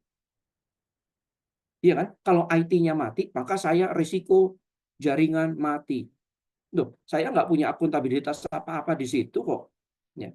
Kalau saya nggak punya akuntabilitas apa-apa di situ, berarti itu bukan risiko saya. Karena risiko yang saya ambil haruslah sesuai dengan accountability saya. Ini kata-kata kuncinya adalah akuntabilitas. Karena dengan akuntabilitas itu Anda punya wewenang. Ya. Yang tadi, jadi kalau Anda nggak ada akuntabilitasnya, bagaimana mengelola risikonya? Yang sering terjadi, teman-teman auditor silahkan cek. Kalau banyak hasil dari risk register yang kontrolnya isinya adalah koordinasi dengan, ya, itu adalah suatu petunjuk bahwa risiko yang sedang dihandle tidak dimiliki oleh si risk owner. Karena internet mati bagi orang IT itu hanyalah sebagai penyebab. Karena dia tidak memiliki akuntabilitas apapun untuk menjaga sistem IT tetap terjaga. Ya. Itu kenapa risk management menjadi tidak efektif. Kenapa governance-nya jadi nggak jalan? Karena apa? Yang bertanggung jawab bukan yang punya akuntabilitasnya, akan termasuk di situ, ya. Kan governance-nya di situ juga. Ya. Apa yang terjadi? Risiko internet mati itu bisa ada di keuangan, bisa ada di HRD, di legal, produksi, proses dan lain sebagainya. Tapi justru tidak ada di departemen IT. Nah, terus siapa yang ngelola? Udah risikonya scattered ada di mana-mana, yang ngelola nggak ada. Dan ini hanya salah satu contoh. Ya. Dan banyak lagi nanti di project. Wah, pembebasan lahan. Semuanya punya risiko pembebasan lahan. Nah, orang produksi punya risiko pembebasan lahan. Emang mereka punya akuntabilitas untuk membebaskan lahan? Nggak ada, itu hanya orang legal. Ya. Dan kadang-kadang yang punya malah nggak ada. Nih, ya. Kenapa menjadi yang namanya GRC-nya juga jadi nggak jalan? Ya. Nah, ini kan hierarkinya. Saya ambil contoh umum aja ya, bahwa hierarki satu perusahaan kira-kira akan seperti ini. Ya, akan ada objektifnya masing-masing, di mana masing-masing objektif ini dipegang oleh ownernya. Ya. Kalau dalam gambaran umum yang Bapak Ibu lihat, pasti gambarnya begini. Ada akuntabilitas, ada responsibilitas. Accountabilitas itu dibatasi direktur ke atas, sedangkan divisi ke bawah itu seolah-olah hanya memiliki responsibility. Ya. Bedakan dulu, akuntabilitas itu apa? Akuntabilitas jelas yang punya kewenangan. Kewenangan untuk apa? Untuk memerintah, punya power. Sedangkan responsibility hanya memiliki kewenangan untuk melaksanakan, tapi tidak bisa membentuk, membuat, hanya bisa mengusulkan. Jadi hanya pelaksana aja responsibility itu. Ya. Kalau dari kacamata eksternal, dari kacamata regulator, dari kacamata legislatif, mungkin gambar ini benar. Yang dipanggil pasti direktur, bukan division head, karena division head tidak dianggap tidak memiliki akuntabilitas yang cukup. Tetapi di dalam organisasi nggak bisa. Kita harus melihat dalam komposisi organisasi, jangan melihat dari kacamata dari luar. Sehingga seharusnya gambarnya menjadi seperti ini. Yang pembatasannya kira-kira akan terlihat seperti ini nantinya. Pemilik akuntabilitas semakin tinggi jabatan sebagai tinggi kewenangannya, risikonya otomatis akan paling besar. Makin ke bawah akan makin kecil. Sedangkan pelaksana itu di atas kontrol, sebagai kontrol, ya direktur dan komisaris siapa yang mengontrol. Ya. Tapi sebagai direktorat mulai ada BOD, ke bawah divisi direksi jelas. Jadi semakin ke bawah makin besar adalah responsibility. Ya. Nah, jadi pada waktu kita nanti memeriksa juga. Punten Pak, punten Pak Fajar, 5 menit lagi ya Pak, punten. 5 menit lagi, siap. Ya. Siapa Pak? Mengingatkan. Pak, saya coba tambah kecepatan masuk personal 5 deh Pak. Siap, siap. Maaf ya Pak. Oh, nggak apa-apa, Pak Hans, aman Pak Ahmad. Ya, justru saya terima kasih ya. Nah, ini yang harus diperhatikan karena seringkali ya si pemilik akuntabilitas tidak merasa memiliki risiko dan justru malah ngambil risiko di tempat yang lain. Nah, tapi kalau kita lihat dari gambar ini, satu posisi bisa punya dua-duanya dong. Sebagai pemilik accountability dan pemilik responsibility, gambarkan kira-kira di sini misalnya ya. Kepala divisi atau kepala project ya. Kepala project itu sebagai pemegang akuntabilitas atau responsibility. Kalau mereka sedang bertemu dengan BOD, mereka adalah pemilik responsibility, pelaksana dari project. Tetapi di tengah project sebagai pimpinan project, dia adalah pemilik akuntabilitas. Dia bukan pelaksana langsung di bawahnya. Kira-kira gitu. Nah, jadi ini pun nanti harus dipisahkan, maaf ini ya, secara detail. Karena apa? Per masing-masing objektif akuntabilitasnya akan beda, pemilik risikonya beda, artinya pelaksananya juga beda. Secara governance, ya penanggung jawabnya itu berbeda. Ya, saya agak cepat aja ya, saya cepetin aja. Nah, berarti antara objektif dengan kepemilikan risiko itu akan sangat berhubungan erat. Ya, nggak boleh ada risikonya E, tapi yang pemiliknya D. Nah, ini yang selama ini seringkali juga scattered. Risiko itu ada seolah-olah risikonya di atas, di bawah, semuanya ikut diambil, semuanya ikut ditulis. Karena apa? Tidak sesuai dengan objektif. Ingat, objektif ini akan kembali lagi ke belakangnya. Apa itu? Purpose. Yang tadi saya bilang. Atau di teman-teman BUMN ada yang dikenal dengan namanya tupoksi. Ya. Sehingga nanti, ya, ini setiap risiko. Kapan-kapan kalau Bapak Ibu ada waktu kita ngobrol lagi ya, kita buka mungkin sesi yang lebih rinci. Setiap kegiatan operasional yang ada di sini, sekecil apapun, kita akan bisa tarik benang merah bahwa kegiatan tersebut bisa menghit sasaran strategis yang mana. Kita ingat cerita di PLN, Pohon Sengon dan yang di Sumatera. Kita ingat kasusnya Pertamina dan mungkin kasus yang kemarin gitu ya, yang kecelakaan di jalan tol. Sebenarnya kita mau nyalahin siapa? Supirnya kah? Atau jangan-jangan pimpinan perusahaannya? Kalau pimpinan perusahaan tidak menyediakan sumber daya untuk melakukan perbaikan rem, ya berarti perusahaannya. Ini yang harus dicari sampai sedetail itu, ya. Karena kalau ini dengan sistem yang nggak rapi, ya kita akan sulit. Yang salah siapa? Ujung-ujungnya nyalain semua, ya.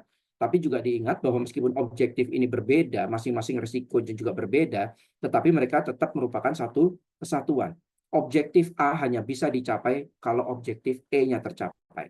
Risiko E hanya bisa risiko A hanya bisa terjaga kalau risiko E itu terjaga. Sehingga nanti secara terstruktur kita akan melihat siapa pemilik risiko, siapa penyebabnya, dan siapa yang memberikan impact. Ya. Dan kalau Bapak Ibu lihat dari warnanya aja akan terlihat di sini.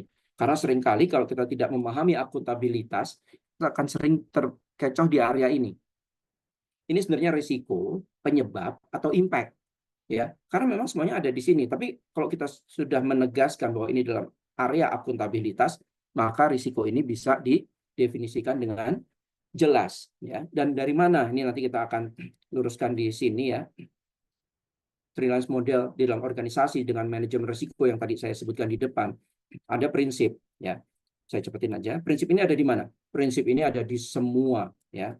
Jadi ada 8 prinsip. Di sana di KOSO IRM juga ada prinsip kan ya. Jadi prinsip ini akan menyelimuti semua, ya. Tapi memang Permen 5 atau Per 2 bab 3 itu dibuat berbasis dari ASO 31.000, ya. Itu yang Bu Nawal juga sampaikan.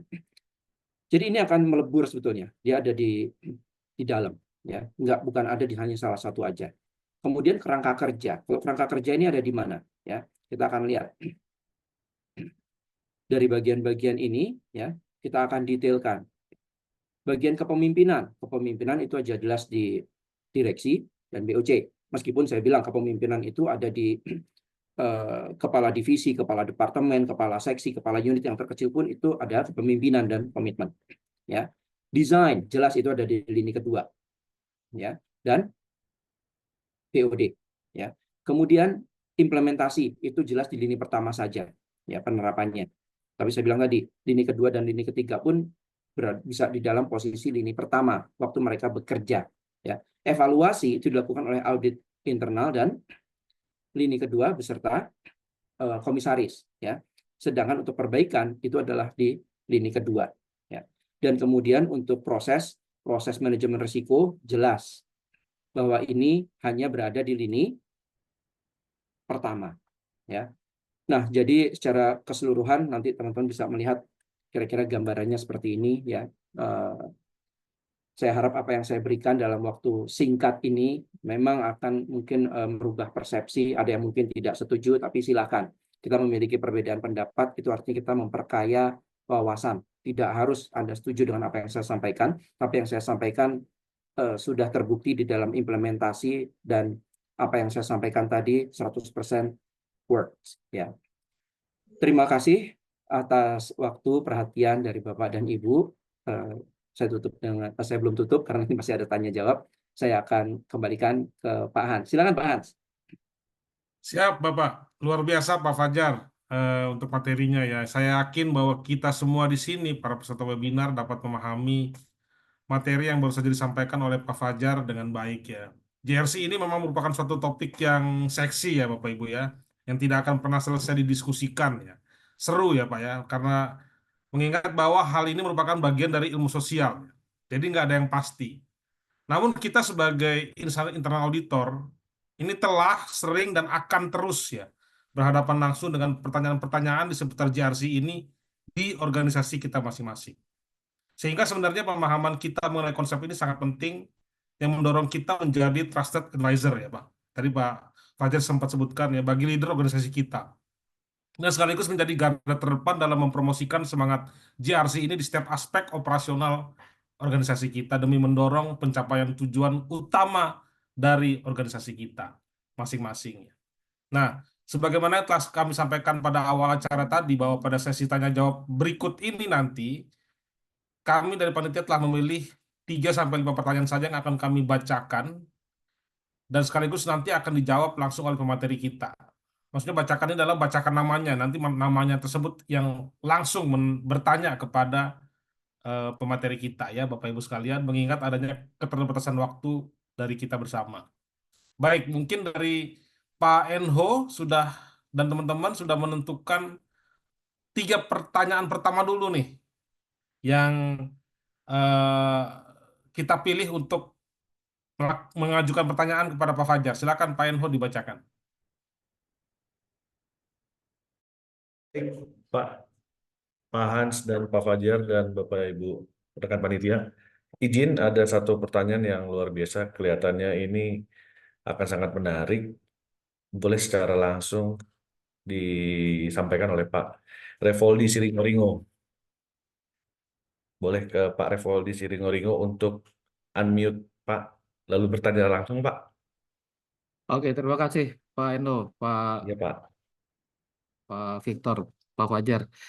Hanya mau mengklarifikasi aja Pak Fajar, GRC versi Ocek dengan GRC versi AYE kan C-nya berbeda tuh Pak Fajar. Dan GRC yang dijelaskan oleh Pak Fajar adalah GRC versi compliance, sementara kita mau menyandingkan dengan three lines model dari IAE. Mungkin ini yang perlu diklarifikasi dulu. Sama nggak sih konsep GRC Ocek dengan IAE? Terima kasih. Terima kasih Pak Revoldi. Saya nggak lihat wajahnya, sayang ya. Sebenarnya kesempatan bisa dibuka. Nah, tapi begini Pak Revoldi, sebenarnya kayak yang saya sampaikan di awal ya, kalau kita mau menggunakan framework apapun, menggunakan standar apapun, yang lebih penting, akhirnya ketemu dengan Pak Revoldi. Ya, yang lebih penting adalah the purpose tadi Pak. Emang purpose-nya apa kita menerapkan GRC? Ya, yang saya bilang saya tidak menyukai dengan compliance. Mungkin itu akan lebih menegaskan bahwa kebanyakan apapun itu ya lebih banyak ke sisi compliance-nya. Sedangkan saya nggak suka. Bukan saya tidak ingin memenuhi ya Pak, tetapi memaknai dulu kenapa kita harus govern. Mungkin harus tahu dulu sejarahnya dari governance itu apa gitu kan. Dari cerita bisnis kapal lah dan segala macam, banyak sekali cerita yang melatar belakangi. Sehingga dari situ kita tahu ya. Kalau ada ya kita melihat simpel aja ya. Seseorang naik becak gitu ya, atau seorang mengendarai becak. Kita bisa bilang orang ini governance, risk and compliance nggak? Ya. Kalau dia menggunakan seluruh aturan, mematuhi seluruh aturan di jalurnya becak, dia kita bisa katakan compliance. Ya. Tetapi kalau ternyata becaknya itu becak curian, maka dia sebenarnya nggak governance. Dan ini tidak bisa dilihat hanya dengan kasat mata. Dan ini harus diuji ya secara langsung dengan baik itu pengamatan, baik itu dengan wawancara atau wawancara silang. Ya. Seperti contohnya gampang Pak Revoldi. Saya kalau dengan direksi wawancara itu pertanyaan saya nomor 1. Ya, misalnya, apakah risk management itu penting bagi perusahaan Anda? Ya, yaitu 99% BOD pasti bilangnya kalau nggak penting, sangat penting. Ya, karena biasalah, saya mantan internal auditor, internal audit kan selalu menguji, mengkonfirmasi jawaban dengan pertanyaan yang lain. Sehingga pertanyaan yang ke-10, pertanyaannya adalah, Pak, dari laporan manajemen risiko yang Bapak terima, misalnya ya, bagian mana yang menjadi fokus Bapak, bagian mana yang menarik Bapak, bagian mana yang jadi perhatian. Ya maksud saya sebenarnya apakah dia baca apa enggak, dan ini terbukti Pak, beberapa direktur gitu mengatakan, wah saya nggak baca ya Mas, loh tadi katanya sangat penting gitu kan. Nah jadi kita mau kembalikan lagi bahwa GRC ini bukan hanya di pelaksanaannya. Jadi dari sisi manapun kita mau melihat ya Pak, baik dari sisi OSEC, tapi memang kebetulan saya sertifikasinya dari OSEC sih Pak. Ya, kalau Bapak lihat tadi saya ada GRCP dan GRCA, itu memang dari OSEC dan memang dari IIA juga kita juga kenal. Tapi intinya bahwa kita harus melakukan dengan cara yang benar karena itu benar ya. Terlepas dari adanya aturan. Kita melihat aturan itu memakai helm karena pemerintah sadar akan keselamatan kita. Kita pakai helm karena untuk keselamatan. Istilahnya kira gitu Pak Revoldi. Ya, kebetulan ini hanya mengklarifikasi aja Pak Fajar. Ya. Karena Pak Fajar mau menyandingkan antara governance versi Ocek dengan governance versi IAE. Ya. Jadi ini yang menarik sebenarnya. Ya. Karena judulnya Transforming GRC True ya. Ya. Melalui jadi ada 2 governance sebenarnya di sini. Governance versi Ocek dengan governance versi IAE. Thank you Pak Fajar. Terima kasih Pak Revoldi. Memang butuh waktu lebih panjang kalau kita mau diskusi lebih dalam ya. Tapi ini hanya broad generic perspektif dulu Pak, yang akan membawa ke dalam mungkin nanti diskusi-diskusi lebih kecil dan lebih dalam. Ya, terima kasih Pak Rivaldi. Silakan Pak Hans. Baik, terima kasih Pak Revoldi. Pak Revoldi juga salah satu senior Pak Fajar. Saya bertemu beliau pada saat belajar CIA juga kemarin. Pak Revoldi mungkin masih ingat Terima kasih Pak Revoldi untuk pertanyaannya. Mungkin yang kedua, Pak Enho, monggo ya dari penanyanya yang lain siapa? Mungkin Siap, dari industri lain, mungkin bank atau apa gitu mungkin. siap, Silakan, siap, Pak. siap Pak Hans. Ini kita kasih ke Pak Fajar dan Pak Hans dan rekan-rekan kepada adik kita mahasiswa. Katanya informasinya sih beliau mahasiswa. Kepada Mahasiswa Ibu S3 Tia Nadila. jangan-jangan. Ya siap, Ibu Tia Nadila. Maksudnya kalau adik mahasiswa mungkin masih bisa dibentuk ya Pak secara pemikirannya karena belum tercampur-campur dengan materi-materi yang lain. Jadi silakan kepada Bu Tia Nadila untuk bertanya secara langsung ke Pak Fajar. Selamat pagi Bu Tia. Silakan Bu Tia. Mau nanya, bagaimana lini ketiga mengevaluasi efektivitas kontrol yang diterapkan oleh lini pertama dan kedua dalam mengelola risiko? Terima kasih. Di saya agak terputus. Boleh diulang nggak, Bu Tia? Mbak Tia. Suara saya kedengaran nggak, Pak? Ya, terdengar sekarang. Tadi nggak kedengaran soalnya. Bagaimana lini ketiga mengevaluasi efektivitas kontrol yang diterapkan oleh lini pertama dan kedua dalam mengelola risiko? Terima kasih. Oke, baik. Ini pertanyaan bagus sih, karena memang jadi sering pertanyaan bagaimana suatu kontrol itu memang efektif atau tidak. Satu hal yang harus dipahami oleh lini ketiga adalah bagaimana mengukur risiko itu sendiri. Masih banyak bahkan di risk management sendiri yang tidak memahami bahwa karakteristik dari kontrol itu sangat unik.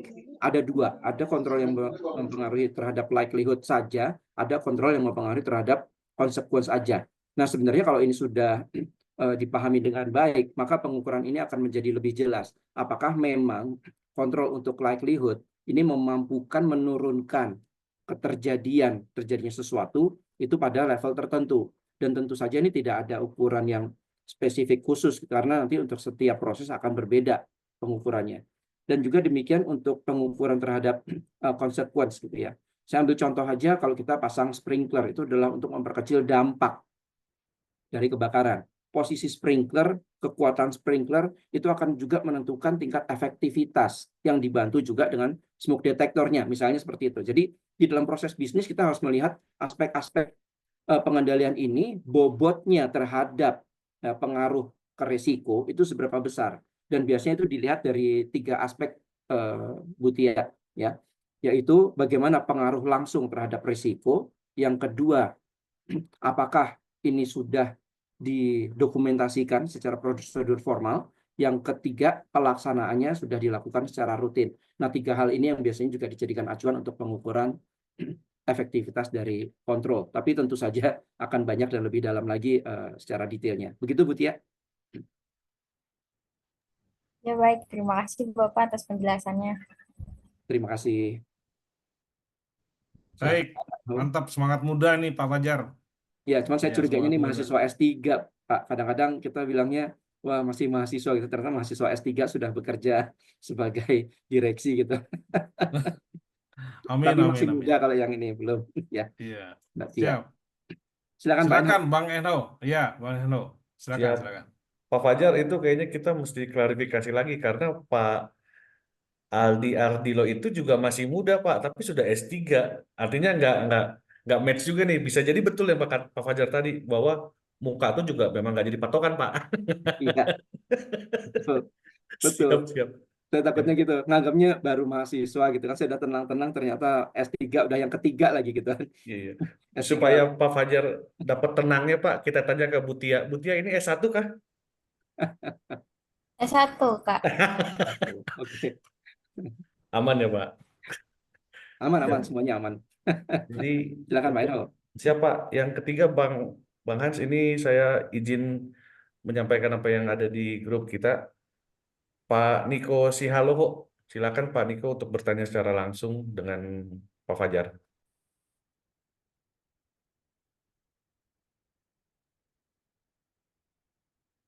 Silakan Pak Niko.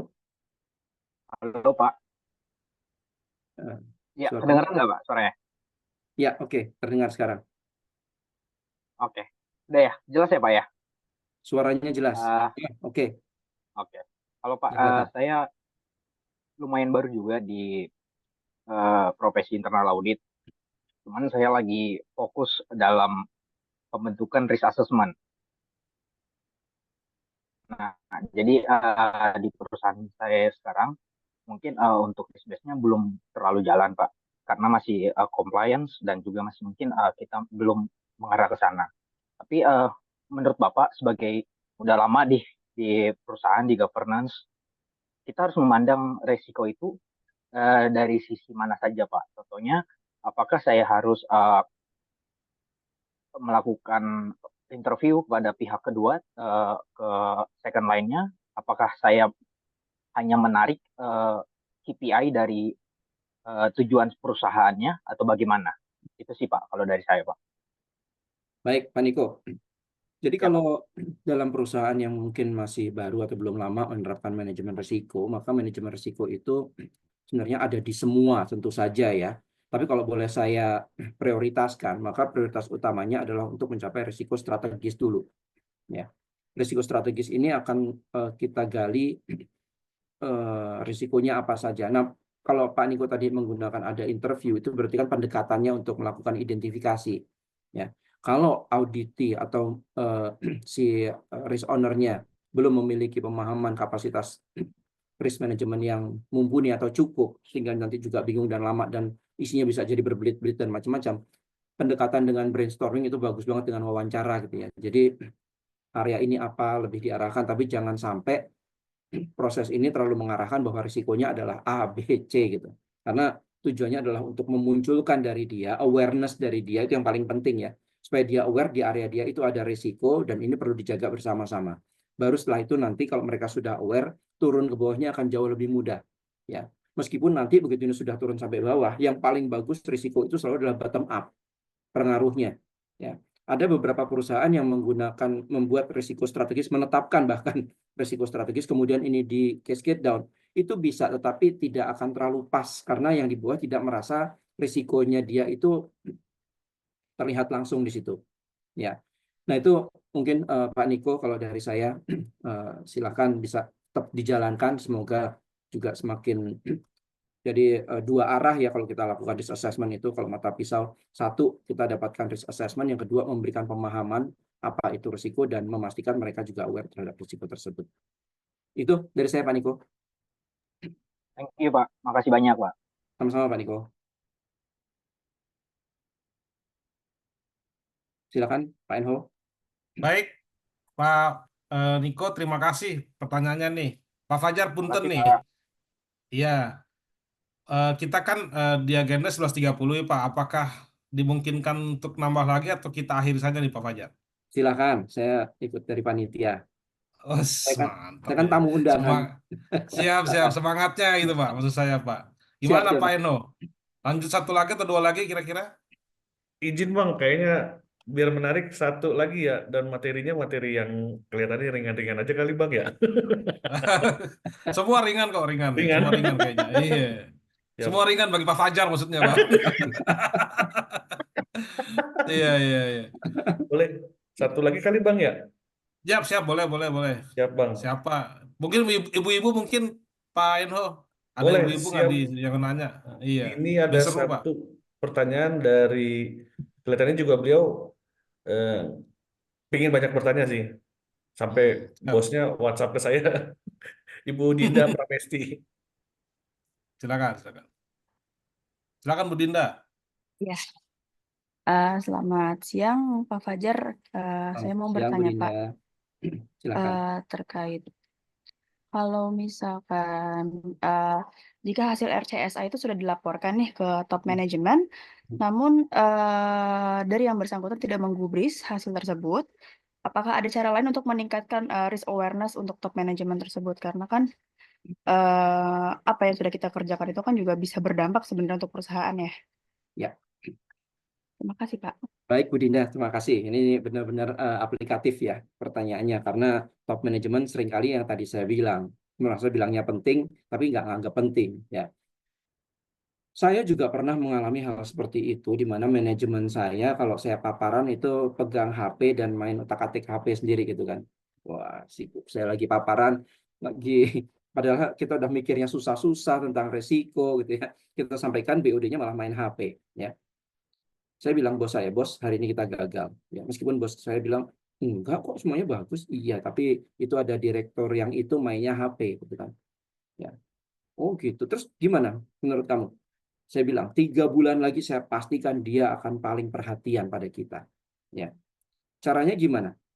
Selama 3 bulan tersebut, ini satu metode sebenarnya ya.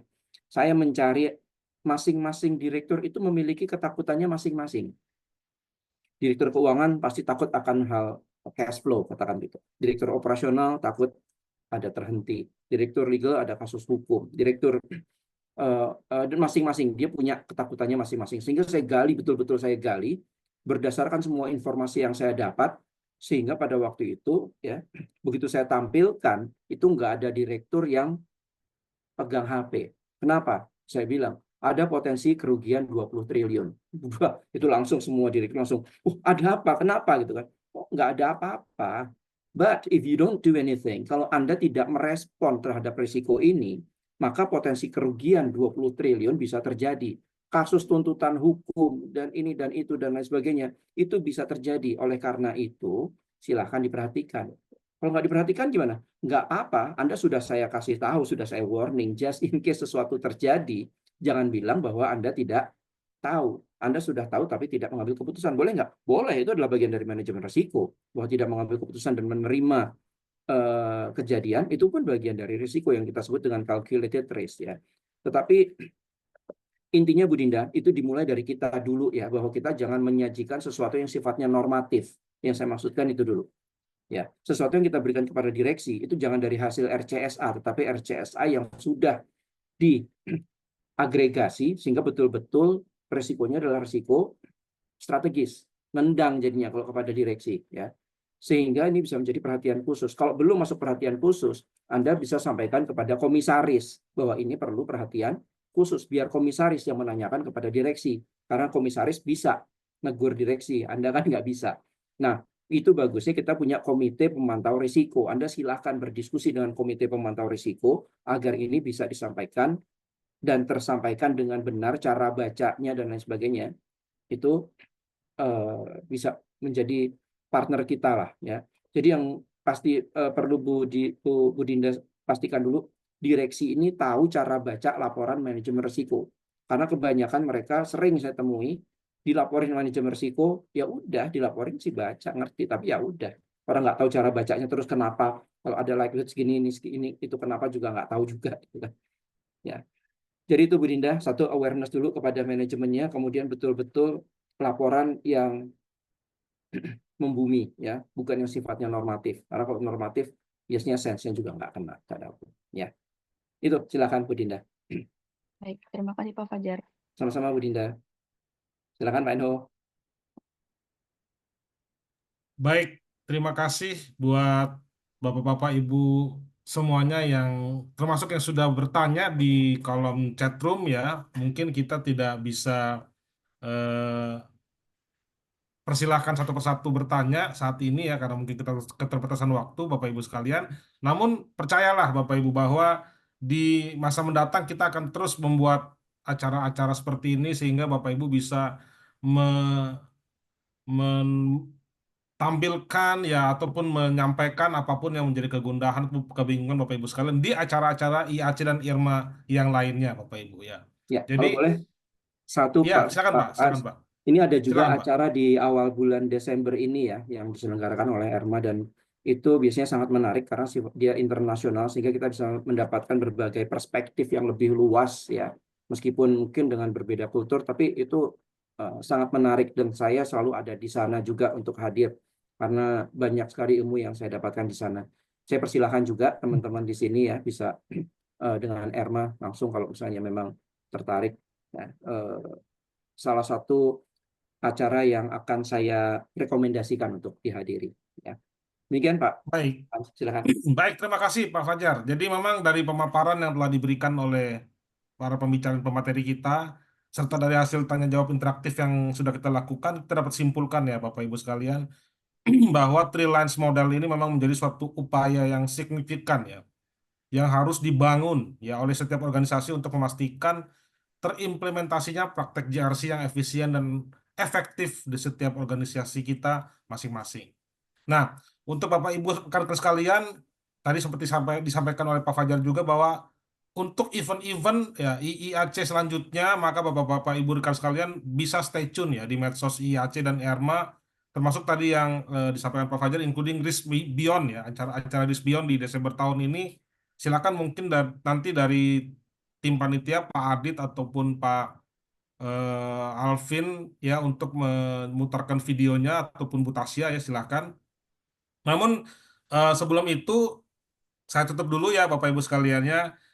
Kita sampai pada penghujung acara webinar kita ini yang berjudul Transforming GRC Through the Three Lines Model, a Pathway to Enhance Oversight and Control pada hari ini. Jangan lupa ya untuk dapat mengisi kuesioner ya yang dapat dibuka melalui nanti akan di-share QR code atau link ya Pak Enho yang ditampilkan pada akhir acara ini agar Bapak Ibu rekan-rekan sekalian dapat dinyatakan berhak menerima sertifikat digital atas keikutsertaan pada webinar ini.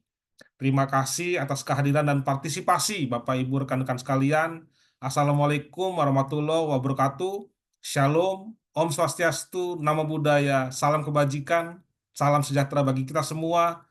Saya Hans Victor Sitepu beserta segenap panitia webinar ini mohon pamit. Terima kasih, selamat siang.